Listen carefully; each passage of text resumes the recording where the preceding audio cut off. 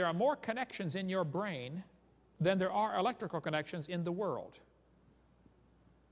How many times have two wires been put together and crimped or soldered or clamped together somehow, wire nutted, in the world? Your brain probably has more than that in the number of connections, just one brain.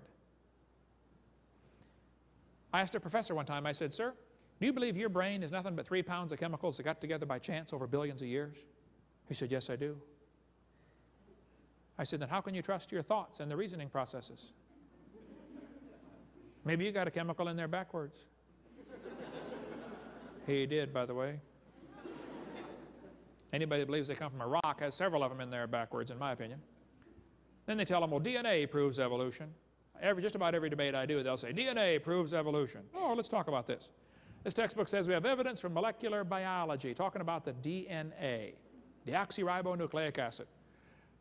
This book says Darwin speculated that all forms of life are related. This speculation has been verified because of DNA sequences. This is a lie. There's nothing about DNA that has helped verify evolution. The DNA is the most complicated molecule in the universe.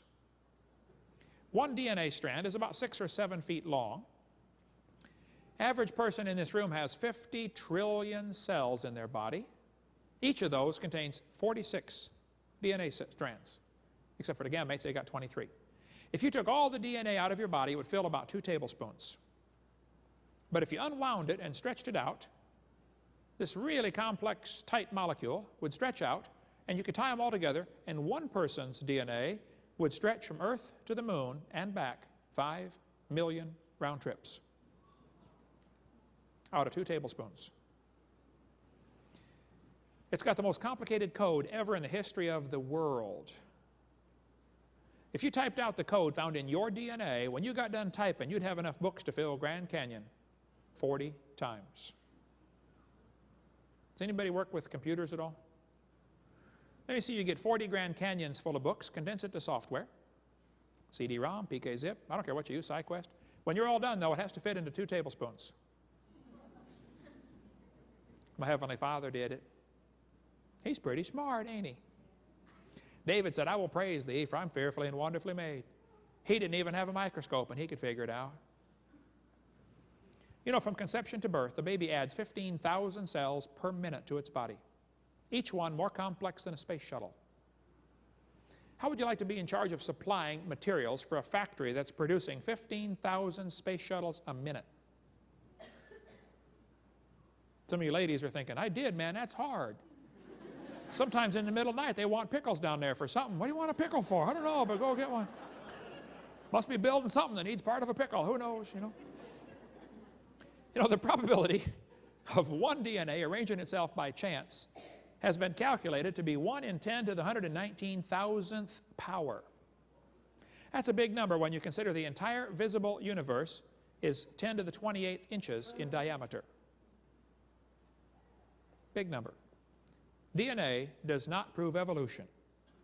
DNA only shows how complex life is. You know, penicillin only has 2 chromosomes. Fruit flies have 8. I put together some critters and said, you know, I think I know how evolution really happened. Penicillin was first, and it evolved to a fruit fly. And then it evolved to a tomato. Or a housefly. They're twins, you know, they both have 12 chromosomes. Very hard to tell the difference between those two. And then slowly over millions of years, they got some more chromosomes and became a pea. And then it evolved to a bee. Now here you can see the similarity. Pea, bee, very similar. And then very slowly it evolved to lettuce. And over millions of years, finally, triplets were born. Did you know the possum, the redwood tree, and the kidney bean all have 22 chromosomes? The average scientist cannot tell them apart. Let's see, possum, redwood tree, kidney bean. Yeah, let me see.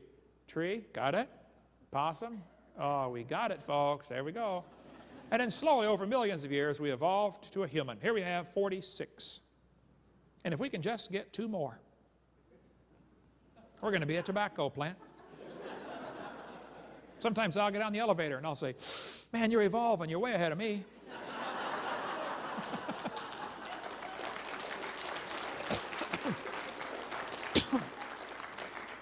And of course, dogs and chickens are twins. Everybody knows that. They both have 78 chromosomes. And someday we might get enough chromosomes to be a carp. And it probably won't happen in my lifetime, but maybe we'll evolve far enough. Someday, in star date 349572, we can be a fern. I was in a church one time, and this lady came to me afterwards and said, Mr. Hovind, I'm fern. I shook hands with that hand right there. I'll never wash it again. They tell the kids to think critically. Boys and girls, there are 20 kinds of amino acids. That's true. They make up proteins. Explain how this fact supports the idea that all life shares a common ancestor. No, that fact supports the idea that all life has a common designer. I bet you could go to the library and find all the books in the library contain the same 26 basic letters. Don't they? Yep, that proves everything evolved from Morse code. No, that proves that's the code with which you write English. And the 20 amino acids is the code with which you write proteins, okay? And God did it that way, I think, so that we can eat something other than ourselves. See, the brown cow can eat the green grass and get the white milk, and I can drink and get the blonde hair. If God didn't make it that way, we're the same 20 same amino acids, then we couldn't digest other things. Think about it. They tell the kids that the human and the chimpanzee are related.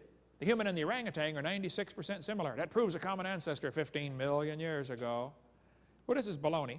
Barney Maddox, the leading genome researcher, he said, the genetic difference between human and his nearest relative, the chimpanzee, is at least 1.6%. That doesn't sound like much, but calculated out, that's a gap of 48 million nucleotides, and a change of only 3 nucleotides is fatal to an animal. There is no possibility of change. Kids, when they tell you that you have proof for evolution because the human and the chimpanzee are similar DNA, they're confused or they're lying to you. Actually, they've now discovered the difference is much greater. It's now 95% similarity instead of 98.6. We've got tons of material on this on our website. The similarity between humans and chimps is much greater than they thought. I mean, the difference between the humans and chimps is much greater than they thought. Similar structures nearly always have similar plans, like DNA in this case. Similar bridges nearly always have similar blueprints. This hardly constitutes evidence that one sired the other or that they were erected by tornadoes. So what if we're similar to humans? You know, people have a pretty good understanding of how cars work. I've had 124 cars since I've been driving. Never had a new one. Always get a clunker and fix it up, you know. My daddy taught us boys how to work on cars. I rebuilt the motors, the transmissions, the wobulator shafts, the muffler bearings, the high-speed Canootin valves. I know how cars work pretty well. But understanding how a car works does not explain how it originated. Big difference. Just because you know the operation has nothing to do with the origination. Suppose your son turns 16, like my kids did years ago. Your son comes up one day and says, "Hey, Dad, I got my driver's license." "Wow, son, let me see that thing." Ooh-wee, that's a lousy picture. It is a good likeness, though. He says, "Hey, Dad, can I borrow the car?" "Well, son, listen, your mom and I knew this day was coming. We've been praying about this. We don't think you're ready for the whole car, son. The car is a complex machine. Did you know there are 3,000 bolts required to hold a car together, and one nut can scatter it all over the highway? The car is so complex, we decided we're going to let you slowly evolve into the car. This year, we're going to give you 10%. Next year, maybe a little more." Question: what good is 10% of a car? That's what you put in a junkyard, isn't it? How many things have to be right on a car to make it work? Like many, many thousands of things? How many things have to be wrong to make it stop working? Any one of thousands of things.